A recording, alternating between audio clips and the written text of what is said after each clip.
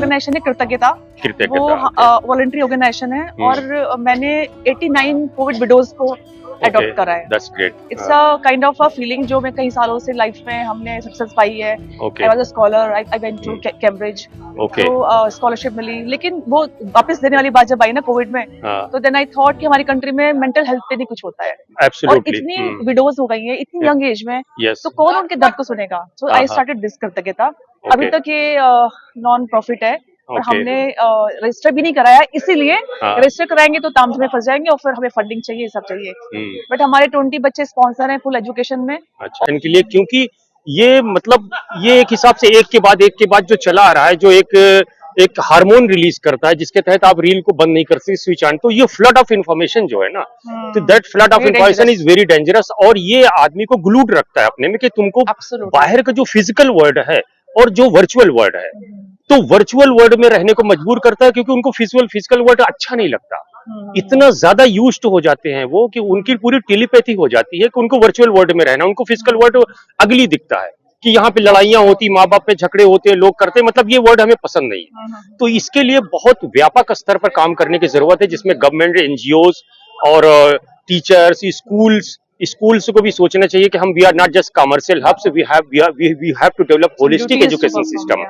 तो उसके लिए ये करना, उसके लिए देखिए योगा है, कंसंट्रेशन है, आउटिंग है, और मतलब इस तरीके की जो फिजिकल एक्टिविटीज, जो आउटडोर एक्टिविटीज हैं, उसको करने की ज्यादा जरूरत है, उसमें एम्फसाइज करने की ज्यादा जरूरत। अभी चाइना में जैसे डी एडिक्शन सेंटर खुल गए हैं, तो डी एडिक्शन सेंटर क्यों खुले हैं? इसीलिए खुले हुए हैं क्योंकि बच्चे बहुत ज्यादा, मतलब माँ बाप की भी सुनने को तैयार नहीं है। यहाँ अगर उनसे मोबाइल छीन लो अगर, तो कितने केसेस सुसाइड कर लिया, बच्चों ने सुसाइड कर लिया मोबाइल छीनने की वजह से, माँ बाप से लड़ जाते हैं। तो इसमें बहुत ज्यादा मेंटल हेल्थ की इश्यूज आ रहे हैं, अलार्मिंग इश्यूज। मेरा क्वेश्चन आपसे ये कि बीइंग अ पेरेंट, अगर मैं अपनी बात करूं कि मेरी ड्यूटी कहां पर है, तो इसमें आपको नजीर बनना पड़ेगा। आपको इसमें नजीर मतलब you have to set an example by yourself. Just कहने से नहीं होगा कि आप मोबाइल मत देखो, इससे कहने से कुछ नहीं होगा, बल्कि आप शेक्सपियर की बुक लाइए, कबीरदास की बुक लाइए, मुंशी प्रेमचंद की शॉर्ट स्टोरीज लाइए, नमक का दरोगा लाइए, उनकी कहानियां खुद पढ़िए और उनको सुनाइए। इस तरीके से जब आप खुद पढ़ेंगी तो बच्चों पे वो दिखेगा कि जब आप कैसे एग्जाम्पल सेट कर सकते हैं कि जब आप खुद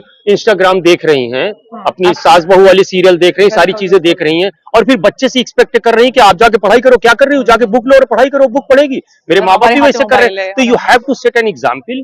तुम इसके लिए पेरेंट्स को ही करना पड़ेगा, स्कूल से ज्यादा इसमें पेरेंट्स की रिस्पॉन्सिबिलिटी, सेक्रीफाइस। आपको आज घर में एक भी बुक नहीं दिखती।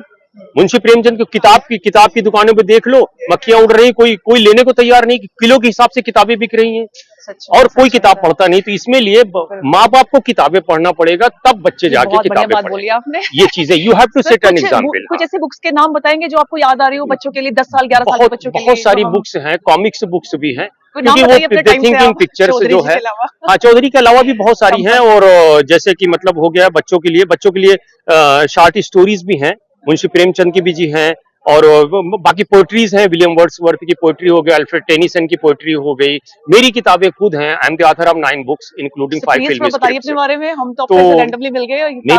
मेरी book the art and science of cinema है, जो basically it's for mass communication students, and it is available across 11 libraries in the world, as well as start as a reference book at various film studies colleges and mass communication colleges. It was published in 2004 by Atlantic Publisher, the art and science of cinema. Apart from that, I'm also script writer of 5 films. तो जो अभी बन रही हैं, कभी process में है, कुछ की शूटिंग चालू है, रेड चिलीज में भी एक हमारी प्रोसेस है, तो वो फिल्म स्क्रिप्ट्स हैं। इसके अलावा एक मेरी बुक है अप फ्रॉम नथिंग, कुछ नहीं से ऊपर की तरफ कैसे जाएं।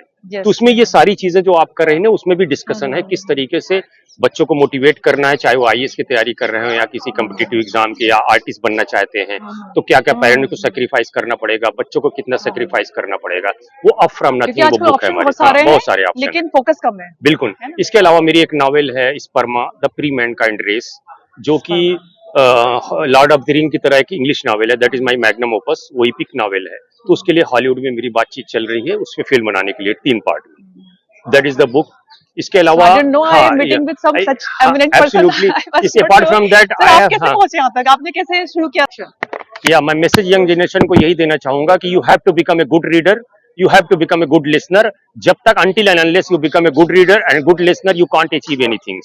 तो हमें बोलने से ज्यादा सुनने पे और पढ़ने पे ध्यान देना चाहिए, तब जाके हम एक अच्छा इंसान, और जीवन को खुद महसूस करना है, हमें फिजिकल वर्ल्ड में जाना है, ना कि वर्चुअल वर्ल्ड में।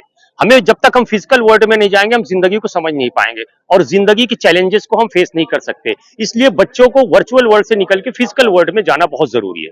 And for that matter you have to meet people in person. आपको लोगों से मिलना पड़ेगा, किताबें तरह तरह की पढ़नी पड़ेंगी और मोबाइल से दूर रहना पड़ेगा। और इसमें पेरेंट्स का बहुत ज्यादा सेक्रीफाइस करने की जरूरत है। Parents have to set an example. उनको खुद किताबें पढ़ेंगे तब जाके बच्चे किताबें पढ़ेंगे उनको देख के। तो ये मेरा मैसेज है यंग जनरेशन के लिए। और दूसरी चीज ये है कि अपने तजुर्बों से और दूसरे के तजुर्बों से फायदा उठाना वो बहुत जरूरी है। जो आपसे सीनियर हैं उनके अनुभवों का, आप अनुभव का लाभ लीजिए और उनके अनुभवों को लाभ लेके आप ऊपर की तरफ बढ़िए। Honesty, hard work, perseverance, dedication, these are the important qualities to grow in life and career. Thank you very much.